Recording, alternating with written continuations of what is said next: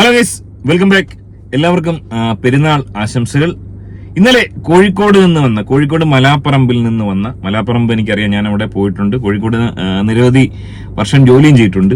കോഴിക്കോട് മലാപ്പറമ്പ് നല്ല സ്ഥലമാണ്. മലാപ്പറമ്പിൽ നിന്ന് വന്ന ഒരു ന്യൂസ്, ആ ഒരു ന്യൂസ് കേട്ടപ്പോൾ വളരെ വിചിത്രമായി എനിക്ക് തോന്നി. ന്യൂസല്ല, ആ ന്യൂസുമായി ബന്ധപ്പെട്ട് ജനങ്ങളുടെ പ്രതികരണം അത് നിങ്ങളിലേക്ക് എത്തിക്കാനാണ്. ഇത് എത്ര പേര് കാണുമെന്ന് എനിക്കറിയില്ല.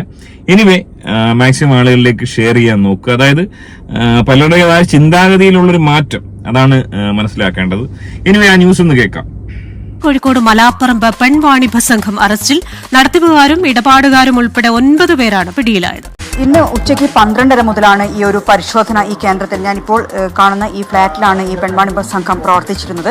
ഒരു മാസം മുമ്പ് തന്നെ പോലീസിന് കൃത്യമായി ഈ ഒരു സംഘത്തെക്കുറിച്ച് വിവരം ലഭിച്ചിട്ടുണ്ടായിരുന്നു. അങ്ങനെ അവർ നിരീക്ഷണത്തിലായിരുന്നു. ഇന്ന് 12:30യോടെയാണ് ഇവിടെ പോലീസിന്റെ പരിശോധന നടത്തിയത്. 9 പേരാണ് നിലവിൽ പിടിയിലായിട്ടുള്ളത്. ഇതിൽ 6 പേർ സ്ത്രീകളാണ്. ഇതിൽ നടത്തിപ്പുകാരും ഇടപാടുകാരും എല്ലാം ഉൾപ്പെടുന്നുണ്ട്. ഫ്ളാറ്റ് വാടകയ്ക്കെടുത്ത് ഇത്തരത്തിൽ പെൺവാണിഭ സംഘം നടത്തുന്ന സംഘമാണ് എന്നാണ് പോലീസിൽ നിന്നും നമുക്ക് ലഭ്യമാകുന്ന വിവരം. നിലവിൽ ഇവരെ ഇപ്പോൾ പോലീസ് ചോദ്യം ചെയ്ത് വരികയാണ്. നടക്കാവ് പോലീസിൻ്റെതാണ് ഈ ഒരു റെയ്ഡ് മറ്റു കാര്യങ്ങളും നടത്തിയിട്ടുള്ളത്.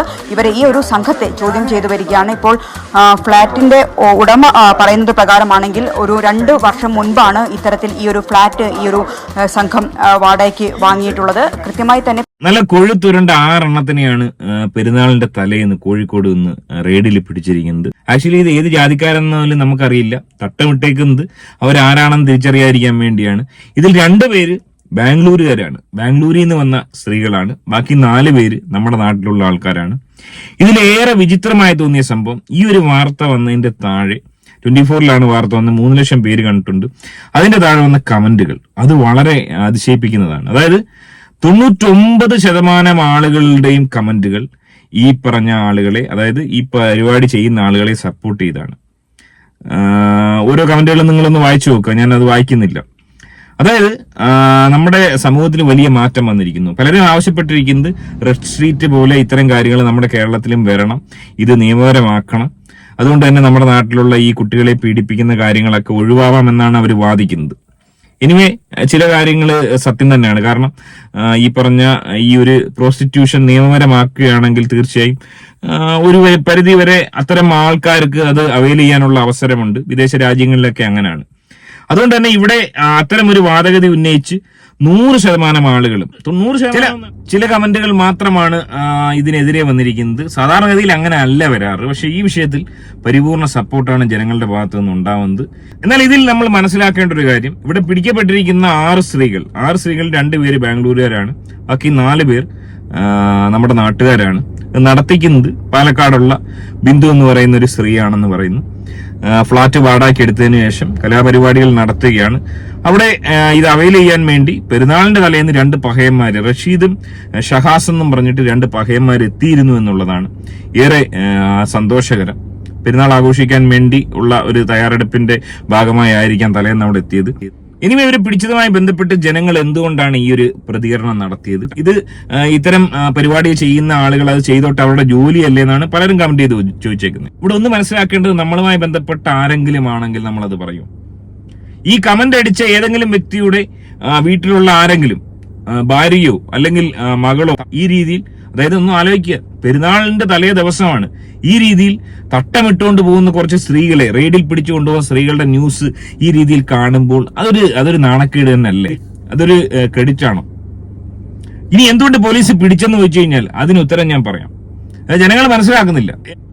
അതായത് ഇത്തരം കലാപരിപാടികൾ നല്ലതാണെന്ന് പറയുന്നവർ മനസ്സിലാക്കാൻ ഇവിടെ വരുന്നൊരു വലിയ ദുരന്തം എന്ന് പറയുന്നത്, ഇവർ ഈ ഒരു മേഖലയിലേക്ക് എങ്ങനെയാണ് ആളുകളെ എത്തിക്കുന്നത്? അതിൽ ഈ വീട്ടമ്മമാരും കോളേജ് കുട്ടികളും അടക്കം പെടും.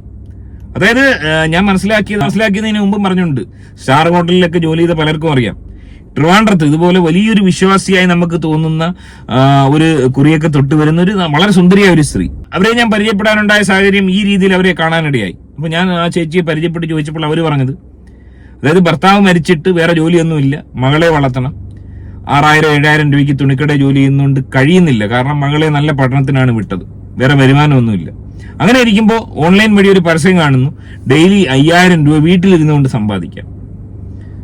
അതുമായി ബന്ധപ്പെട്ട് അന്വേഷിച്ച് ജോലിക്ക് വേണ്ടി ചെന്നപ്പോൾ മനസ്സിലാക്കാൻ സാധിക്കുന്നത്, വീട്ടിൽ ഇരുന്നല്ല കിടക്കേണ്ടി വരും, പക്ഷെ 5000 രൂപ കൂടുതൽ സമ്പാദിക്കാം. ഇത് തന്നെയാണ് ഇവിടെ സംഭവിക്കുന്നത്.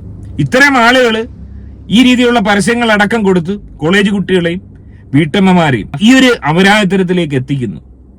അതുകൊണ്ട് ആർക്കാണ് നഷ്ടം? നമ്മുടെ സമൂഹത്തിൽ ഒരുപാട് പേര് ഈ രീതിയിൽ അപരാധികളായി പോവാൻ, അറിഞ്ഞോ അറിയാതെ പോകാനുള്ള ഒരു വലിയ സാധ്യതയുണ്ട്. അത് മാത്രമല്ല, ബാംഗ്ലൂരിൽ നിന്നടക്കം വരുന്ന, ബോംബെ നിന്നടക്കം വരുന്ന മറ്റ് അപരാധികളോടൊത്താണ് കലാപരിപാടികൾ നടത്തുന്നത്. അതുകൊണ്ട് തന്നെ ഇത് വലിയൊരു ഗുരുതര ആരോഗ്യ പ്രശ്നത്തിലേക്ക് നയിച്ചേക്കാം. പണ്ടൊക്കെ ബോംബെയിലായിരുന്നു ഏറ്റവും കൂടുതൽ എയ്ഡ്സ് ഉണ്ടായിരുന്നത്. സോ അതുകൊണ്ട് തന്നെ ഇത് ഒരു തരത്തിലും പ്രോത്സാഹിക്കപ്പെടേണ്ടതാണെന്ന് ഞാൻ പറയുന്നില്ല. ഗ്രൂപ്പ് ഓഫ് സ്ത്രീകളെ വെച്ചുള്ള പെൺവാണിഭം പിടിക്കപ്പെടാനുള്ള പ്രധാന കാരണം, അല്ലാത്ത പക്ഷം രണ്ടുപേര്, ഇവിടെ പലരും പറയുന്നത് ഈ പറഞ്ഞ സ്വമേധയാ ഉള്ള ശാരീരിക ബന്ധം സുപ്രീം കോടതി അനുവദിക്കുന്നതല്ലേ എന്നാണ്. ഇവിടെ ഒരു സ്ത്രീയും പുരുഷനും ഒരു ഹോട്ടലിൽ റൂം എടുത്ത് ഈ കലാപരിപാടി നടത്തി കഴിഞ്ഞാൽ ആരും അറസ്റ്റ് ചെയ്യാൻ പറ്റത്തില്ല. അത് അവരുടെ ഇഷ്ടമാണ്. നമ്മുടെ നിയമം അനുസരിച്ച് ആർക്കും അറസ്റ്റ് ചെയ്യാൻ പറ്റത്തില്ല. പക്ഷെ ഇവിടെ അതല്ല. ഇവിടെ 6-7 പെണ്ണുങ്ങൾ വെച്ചിട്ട് ഇത് കണക്കുള്ള കലാപരിപാടികൾ, അപരാധിത്തരങ്ങൾ കൂട്ടത്തോടെ നടത്തുകയാണ്. അത് നമ്മുടെ സമൂഹത്തിന് വലിയൊരു വിപത്ത് തന്നെയാണ്. നാളെ എത്ര പേരായിരിക്കും ഈ ഒരു മേഖലയിലേക്ക് എത്തിച്ചേരാൻ പോകുന്നത് പല കുടുംബങ്ങളിൽ നിന്ന് എന്നാലോചിക്കുക. അതുകൊണ്ട് തന്നെ ഇതിന്റെ ഭവിഷ്യത്ത് മനസ്സിലാക്കി ഈ രീതിയിലുള്ള അപരാധ പ്രവർത്തനങ്ങളെ ഒരു തരത്തിലും പ്രോത്സാഹിപ്പിക്കാൻ പാടില്ല. അതൊരു തെറ്റിദ്ധാരണയാണ്. അതായത് ഈ രീതിയിൽ ചെയ്യുന്നത് കുഴപ്പമില്ല എന്ന് പറയുന്നത് തെറ്റിദ്ധാരണയാണ്. ഈ രീതിയിൽ കലാപരിപാടികൾ ചെയ്യുന്നത് ഗവൺമെന്റ് നിയമപരമായിക്കോട്ടെ, അതിന് താല്പര്യമുള്ളവർ സ്വമേധയാ വന്ന് പറയട്ടെ. സ്ത്രീകൾ, ഞാൻ ഈ ജോലി ചെയ്ത് ജീവിക്കൂ, എനിക്കൊരു പരാതിയുമില്ല എന്ന് പറഞ്ഞ സ്ത്രീകൾ മുന്നോട്ട് വരട്ടെ. അങ്ങനെ വരുന്നവരുണ്ടാവും. എന്നാൽ ഇത് അങ്ങനല്ല. ഇവിടെ ഒരുപാട് പേരെ പെടുത്തുകയാണ് ചെയ്യുന്നത്. ഒരുപാട് പേരെ അവരുടെ ഈ സാമ്പത്തികമില്ലായ്മ യൂസ് ചെയ്ത് അവരുടെ അവസ്ഥ മുതലെടുത്ത് ഈ പരിപാടിയിൽ എത്തപ്പെട്ടു വന്ന ധാരാളം സ്ത്രീകളുണ്ട്.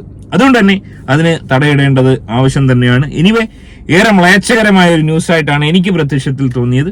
ഈ വിഷയത്തിൽ നിങ്ങളുടെ അഭിപ്രായം കമന്റായി രേഖപ്പെടുത്തുക. ആദ്യമായി ചാനൽ കാണുന്നവർ വീഡിയോ ഒന്ന് ലൈക്ക് ചെയ്ത് ചാനൽ ഒന്ന് സബ്സ്ക്രൈബ് ചെയ്ത് കാണുക. മറ്റൊരു വീഡിയോ ആയിട്ട് കാണാം. ബൈ.